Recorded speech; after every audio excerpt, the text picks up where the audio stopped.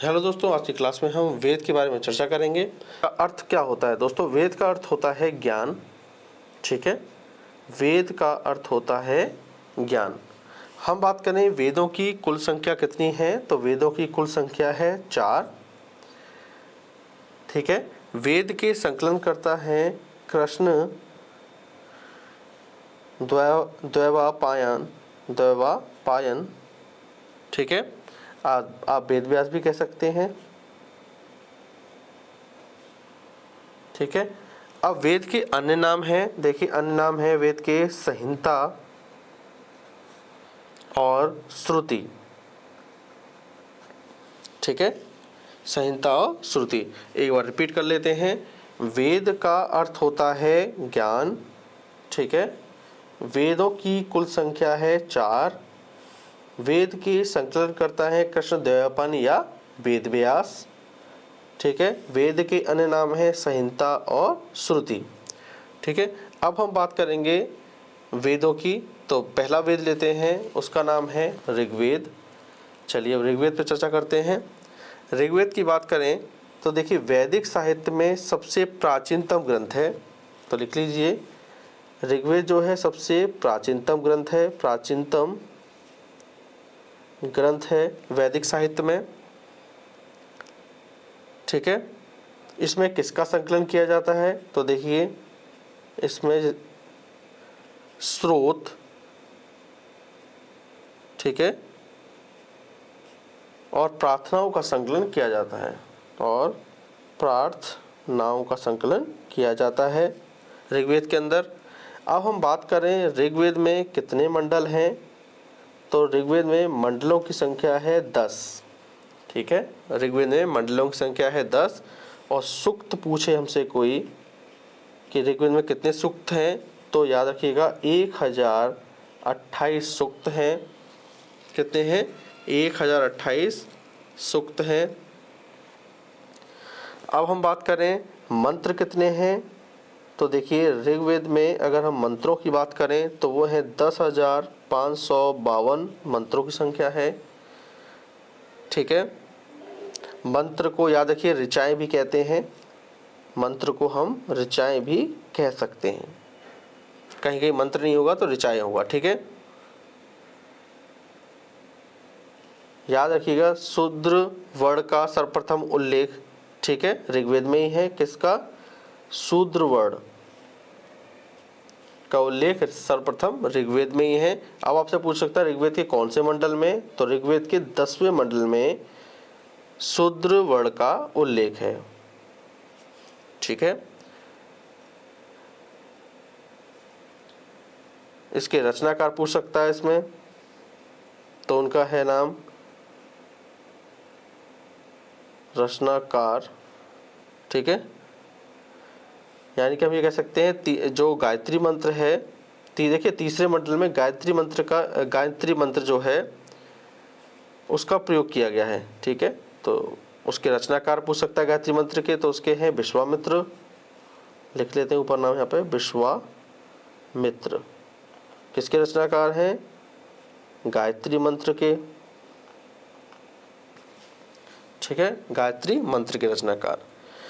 एक और प्रश्न पूछा जाता है इसमें, नौवां मंडल जो है वो किसको समर्पित है? तो देखिए, जो नौवां मंडल है वो सोम को, नौवां मंडल जो है वो सोम को समर्पित है।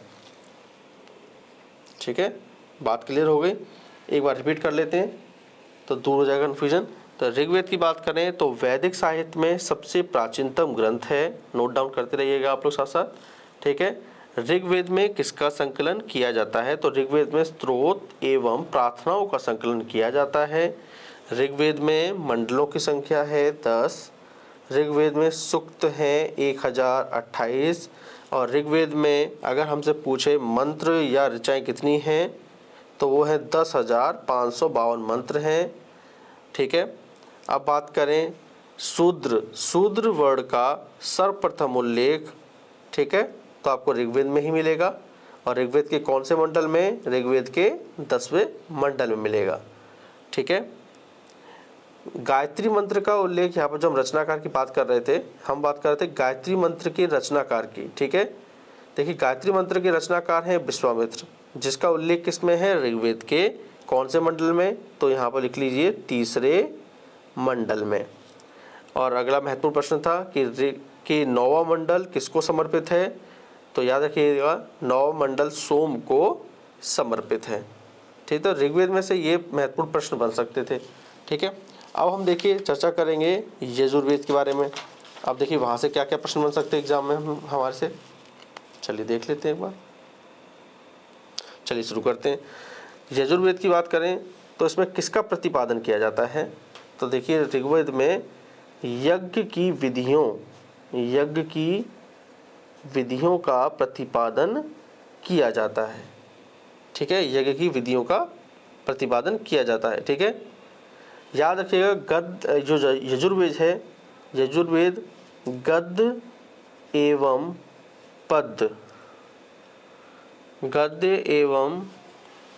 पद्य दोनों में लिखा गया है। ठीक है, गद्य एवं पद्य दोनों में लिखा गया है। ठीक है, इसका अंतिम भाग पूछ सकता है हमसे, जो कई किताबों में नहीं मिलता है। अंतिम भाग यजुर्वेद का अंतिम भाग है कौन सा उपनिषद है, ईशोपनिषद। ठीक है, तो ऋग्वेद के बारे में एग्जाम में ये महत्वपूर्ण प्रश्न बन सकते हैं कि यजुर्वेद में किसका प्रतिपादन किया जाता है, तो यज्ञ की विधियों का प्रतिपादन किया जाता है। यजुर्वेद लिखा गया है तो यजुर्वेद गद्य एवं पद्य दोनों में लिखा गया है। ठीक है, यजुर्वेद का अंतिम भाग कौन सा है, तो वो है ईशोपनिषद। ठीक है, क्लियर हो गया। अब हम बात करेंगे यजुर्वेद के बाद सामवेद की। ठीक है, चलिए सामवेद के बारे में थोड़ा पढ़ लेते हैं। सामवेद है भारतीय संगीत का जनक। ठीक है, सामवेद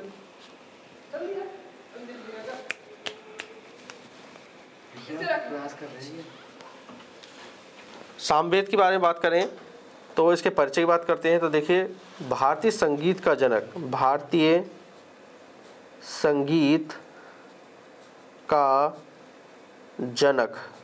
ठीक है, सामवेद को भारतीय संगीत का जनक कहा जाता है। ठीक है, हमसे पूछ सकता है कि साम का क्या अर्थ होता है, तो साम का अर्थ होता है गान से या फिर संगीत से। ठीक है, और सामवेद में किसका संग्रह है, तो देखिए यज्ञों के अवसर पर लिख लीजिए आप लोग, यज्ञों के अवसर पर गाए जाने वाले मंत्रों का संग्रह है इसके अंदर। ठीक है, सामवेद में हमसे पूछ सकता है कुल कितने मंत्र हैं, तो सामवेद में कुल मंत्रों की संख्या है 1875 कुल मंत्रों की संख्या है। ठीक है, तो आपको ये चीज़ याद रखनी है। यहाँ पर एक बार रिपीट कर लेते हैं। तो सामवेद को भारतीय संगीत का जनक कहा जाता है। ठीक है, साम का अर्थ होता है गान या संगीत। सामवेद में किसका संग्रह किया जाता है, तो देखिए सामवेद में यज्ञों के अवसर पर गाए जाने वाले मंत्रों का संग्रह किया जाता है।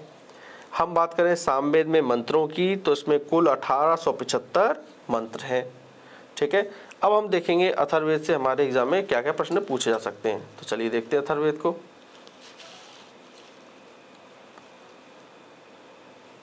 चलिए अथर्ववेद पढ़ते हैं। अथर्ववेद की बात करें तो इसमें हमसे पूछ सकता है किस चीज़ का उल्लेख है, तो सभी को पता है। अगर हम इसमें उल्लेख की बात करें, इसमें भूत प्रेत के बारे में उल्लेख है। ठीक है, औषधियों के बारे में उल्लेख है, औषधियों के बारे में उल्लेख है, लोक परंपराओं के बारे में उल्लेख है, लोक परंपराओं के बारे में उल्लेख है। ठीक है, अब हम बात करें इसमें कुल कितने मंडल हैं। अथर्ववेद में मंडलों की संख्या की बात करें तो कुल 20 मंडल हैं, ठीक है। और सूक्त की बात करें तो कितने सूक्त हैं, तो 730 सूक्त हैं। मंत्र की बात करें तो इसमें कुल 5987 मंत्र हैं, ठीक है। कितने मंत्र हैं, 5987, ठीक है। देखिए इन 5987 मंत्रों में से 1200 मंत्र ऋग्वेद के हैं, ठीक है, याद रखिएगा। इसकी ऋग्वेद की शाखाओं की बात करें तो उसकी 2 शाखाएं हैं। कितनी शाखाएं हैं, 2 शाखाएं हैं अथर्ववेद की 2 शाखाएं हैं। कौन कौन सी हैं, एक का नाम है सौनक, ठीक है, और दूसरे का नाम है पिप्लाद, ठीक है। देखिए इसमें एक महत्वपूर्ण प्रश्न बन सकता है, याद कई बार पूछा भी गया है कि सभा एवं समिति का उल्लेख किस वेद में है। तो देखिए सभा एवं समिति, ठीक है, इन दोनों का उल्लेख किसमें है, अथर्ववेद में ही है। सभा एवं समिति कौन थी, आपको पता है, प्रजापति की 2 पुत्रियां थी, यहाँ लिख देते हैं, प्रजापति की 2 पुत्रियां थी, उनका नाम था सभा एवं समिति, सभा एवं समिति। क्लियर है बात, ठीक है, सभा एवं समिति था और इसका उल्लेख है अथर्ववेद में, ठीक है। और 2 प्रदेश हैं मगध एवं अंग, मगध व अंग 2 प्रदेश हैं, इसका भी उल्लेख आपको अथर्ववेद में मिलता है। एक बार रिपीट कर लेते हैं, अथर्ववेद का उल्लेख है, अथर्ववेद में किसका उल्लेख है, भूत प्रेत, औषधियों और लोक परंपराओं का उल्लेख है। अथर्ववेद में कुल कितने मंडल हैं, तो अथर्ववेद में कुल 20 मंडल हैं। सूक्तकों की संख्या पूछी जाए तो आपको बतानी है 730, मंत्र पूछे तो 5987 कुल मंत्र हैं, ठीक है, जिसमें से 1200 मंत्र ऋग्वेद के हैं। अथर्ववेद की 2 शाखाएं हैं, एक है सौनक, दूसरी है पिप्लाद, ठीक है, ये ला है, ठीक है, ला लिखा हुआ है। अब बात करें अथर्ववेद में किसका उल्लेख है, सभा एवं समिति का उल्लेख किसमें है, ऋग्वेद अथर्ववेद में है, ठीक है। और सभा एवं समिति कौन है, तो ये है प्रजापति की 2 पुत्रियां।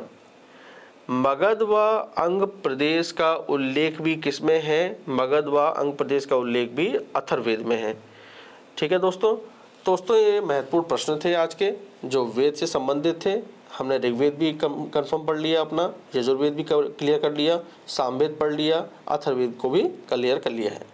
दोस्तों अगर आपको आज की क्लास पसंद आई हो तो प्लीज़ दोस्तों इस चैनल को लाइक करें, शेयर करें और सब्सक्राइब दोस्तों करना ना भूलें। Thank you.